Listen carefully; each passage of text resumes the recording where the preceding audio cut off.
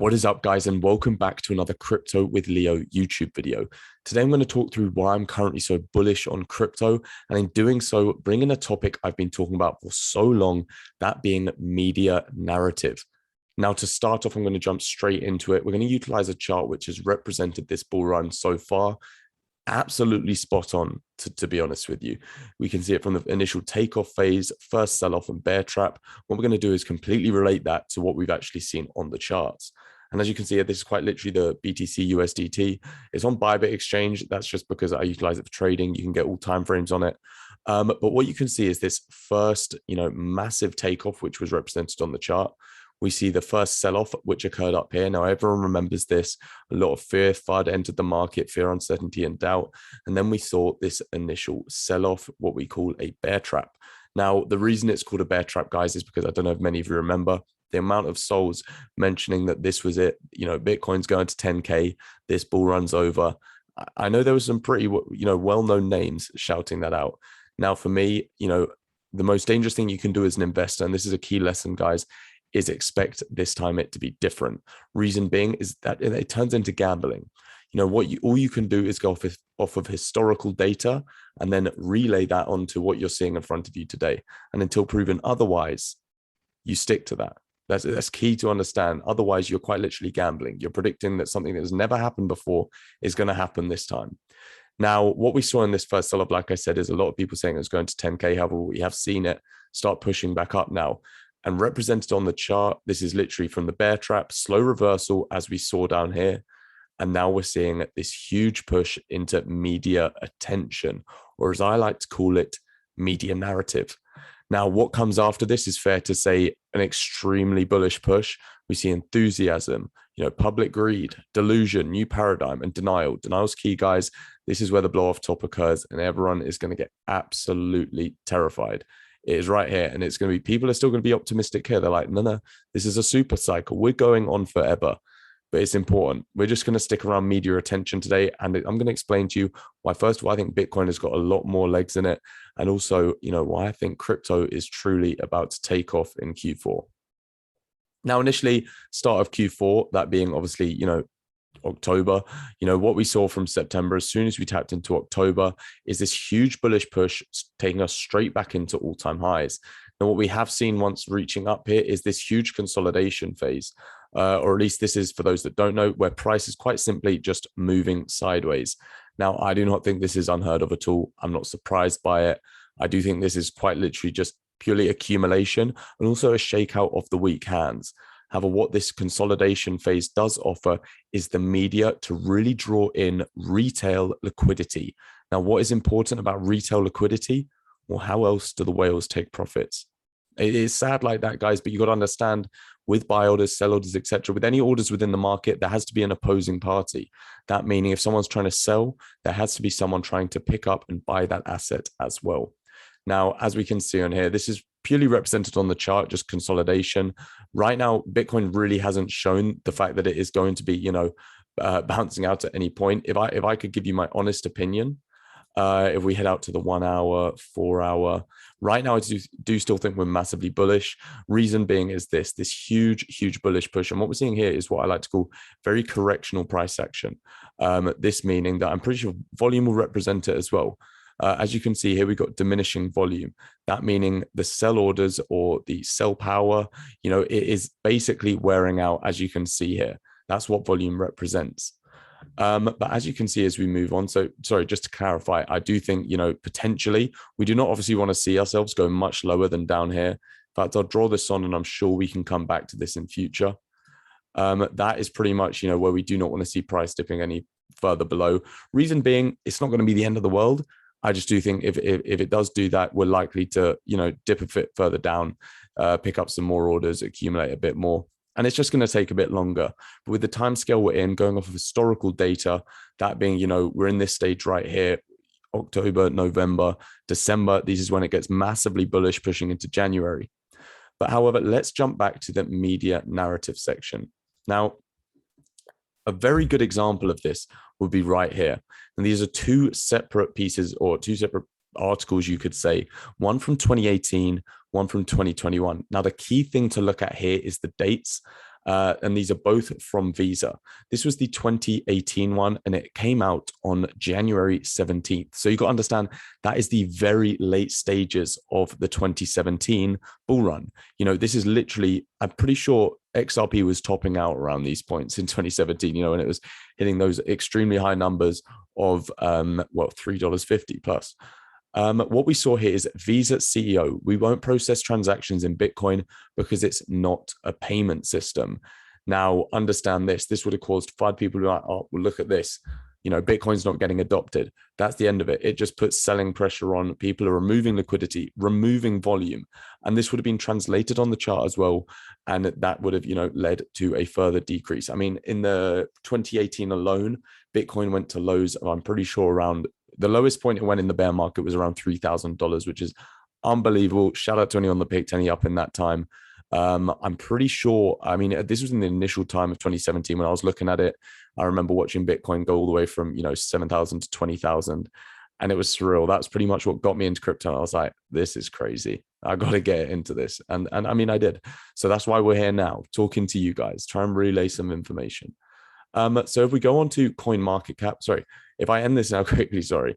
What we can see here is going into narrative again. That was the end of the 2017 bull run. And this is us getting started. This from July 7th in 2021. We're probably midway through at this point, as you could expect. And sitting, if we even relay this onto the charts, in July, we were sitting literally around here. And you can see pretty much the bottom of this, huge sell-off from the highs set in May. So as you can see, as soon as July hit, this, bearing in mind, guys, July 21st, and there you go, July 7th. Obviously, let's actually relay that onto the charts. As you can see here, July 7th, right here. So right here, we saw a tiny bit more of a push down for a huge push off on the July 21st. And as you can see, it says here, Visa says crypto-linked card usage tops $1 billion in the first half of 2021. So they really went from, 2018, that they're not going to utilize crypto or payment like that with crypto because it's not a payment system, to crypto-linked card usage tops $1 billion first half of 2021. The important thing to note here is do not trust everything the media tells you guys. Do your own research.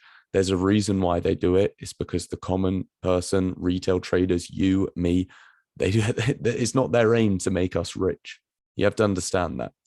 So moving further forward, as we look on this right now, and I like looking at coin market cap because it relays percentages.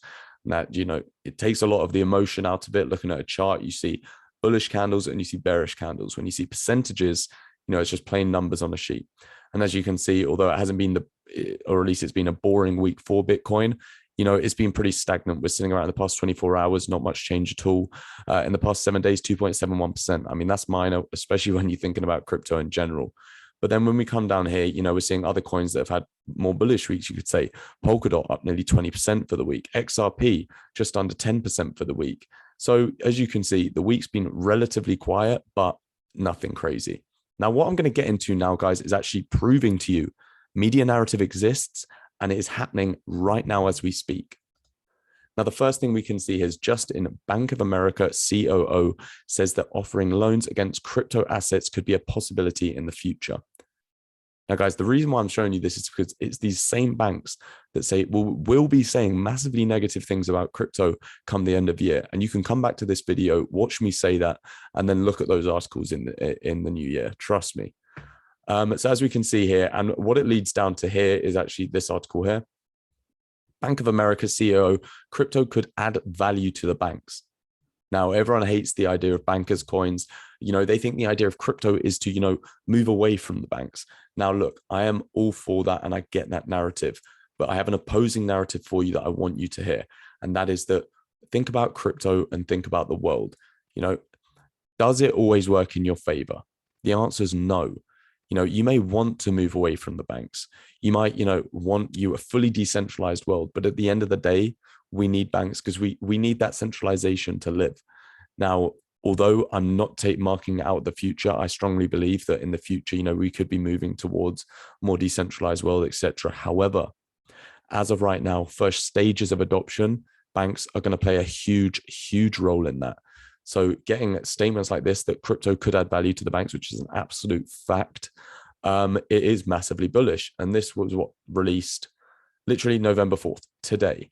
And, these articles speak volumes, and they're being pushed out for a reason. People see this retail, people who aren't even involved in crypto, that's the money that they're pulling in.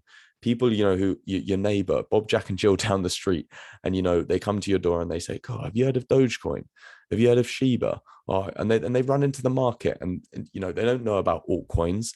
They don't know about how to, really capitalize off the gains. What they do is they go and buy Bitcoin. And that's because that's what everyone talks about. But the point is, it brings in retail liquidity, and that's what they want.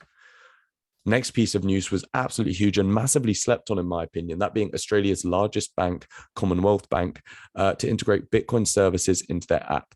Now, this is a perfect example of what I just said. You see how they say Bitcoin services?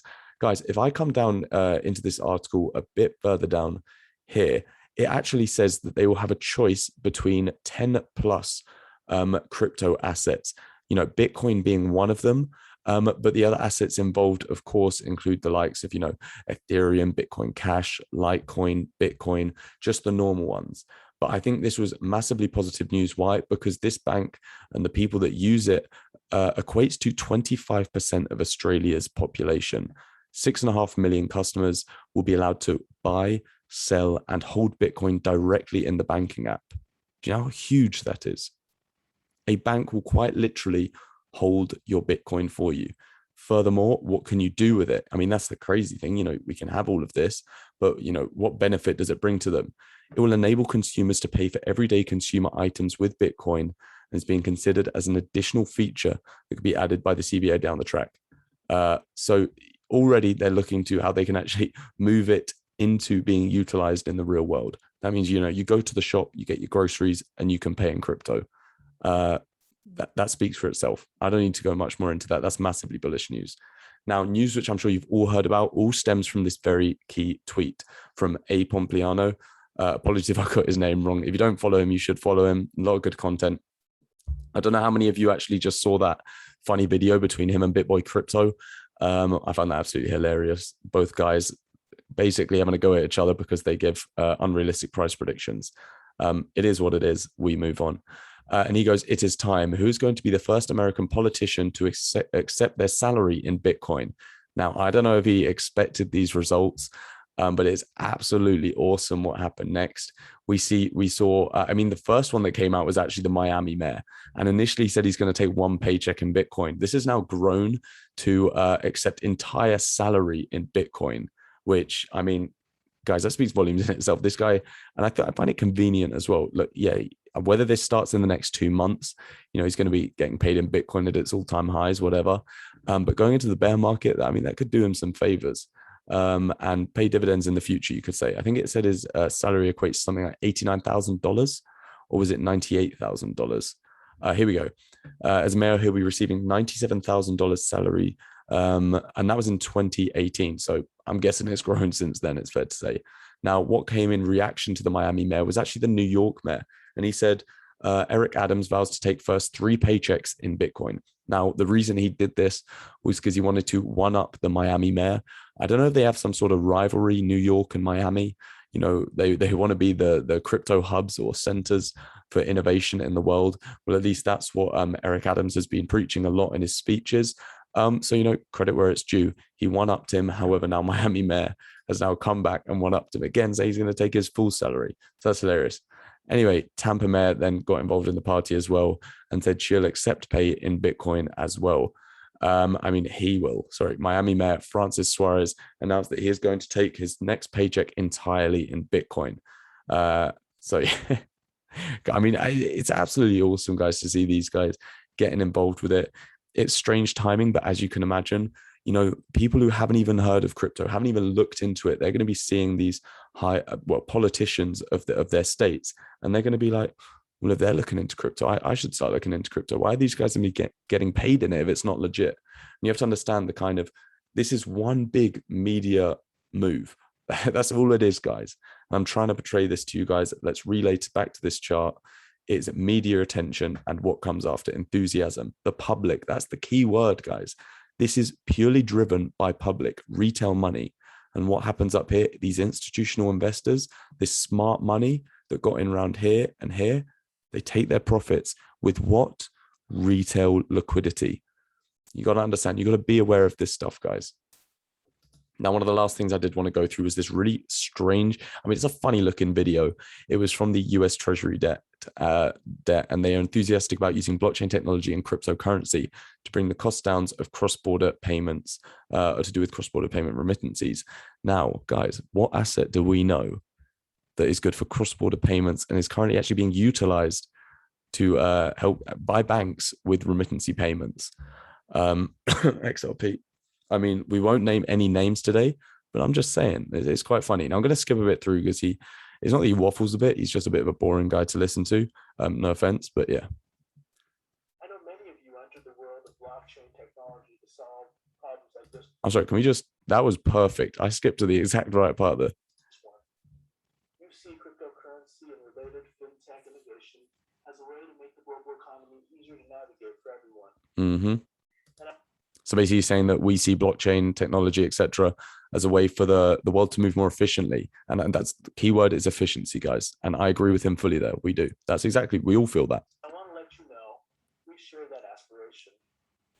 Our Treasury Department is enthusiastic about financial innovation.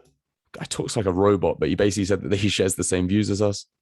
When pursued responsibly and with an eye towards broad opportunity rather than just financial engineering. So basically, there you go. He said they share the same views as us of efficiency, and that's how the world should progress. Now, he hasn't exactly hinted that they're going to utilize it. However, I mean, actually, I'm going to take that back. I think he has just hinted something pretty major. Now, is this another media move, like I've been saying? Who knows, guys? But it's just, I wanted you to be aware of that. And I think that is quite huge in itself. You got to think, guys, these people, this retail public, they've now seen 3 politicians within the US come out saying they're going to get paid in Bitcoin. One of them saying they're going to take a full year's salary in Bitcoin. Now they're seeing the US Treasury debt come out alongside the Bank of America, saying that blockchain technology and cryptocurrency is more efficient than the technology they have in place. And they understand that. Media narrative, that's huge. Now, if we go back here, guys, this is, so as you can see, media narrative, it's all playing into this. Public money comes in, smart money, institutional investors. Bearing in mind, guys, I'm going to call you all smart individuals because you're here, you're watching, you're learning. But this public money, they have no idea about market cycles, anything like that. If you guys want me to make a video on market cycles, let me know. But I do have a few more pictures, and that being path to alt season. Now, of course, it starts with Bitcoin. And then obviously we head into phase 2, Ethereum, large caps, alt season. And what we're seeing right now, guys, I think is because of where we are right now on the charts, that being here, you know, Bitcoin really being stagnant. We're seeing a lot of volume and liquidity flowing in and out of many different assets, which is why we're seeing many different assets pump. Meta coins, metaverse coins, they saw massive gains due to a huge catalyst being Facebook changing the name to Meta. That was fully accountable for, but you can see that it has slowed down now. And that money's just been jumping in and out of other assets, which is why we're seeing random ones pump. Bitcoin will go off again, and it might bleed the alt slightly, but just understand it is all for the greater good, that being to let Bitcoin take its highs, move into Ethereum, move into the large caps, and then into the alts. And this is a really simple way. The best way to look at it is money flow, guys. The money flows out of many other assets into Bitcoin. Bitcoin pumps, Ethereum pumps, altcoins pump. Beautiful. Now, a further thing to look at, like I've been saying, is historical data. Now, what you can see here, and it's important to remember the dates, pullback, etc. 2017, and it's quite weird how similar these are. This is 2017's chart, and that is 2021, and pretty much just around where we are right now, give or take a few candles. Look how similar they are. The exact same dip. I mean, it's uncanny, and it is awesome to see.